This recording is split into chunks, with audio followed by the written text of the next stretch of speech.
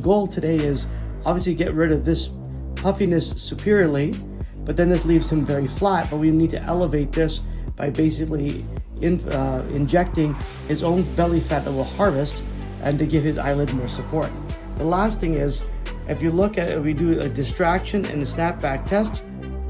He's got a little bit of a decreased snapback and distraction, a little diminished. So he might need a little bit of canthal tightening or canthal resuspension laterally.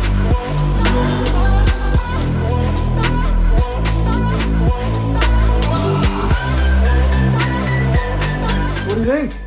I'm happy. Yeah? Yeah. Recovery wasn't too bad? No, not at all. Yeah. The pistol is this sleeping on your back thing. I don't know. I can't get used to it so easily. You can sleep a little bit.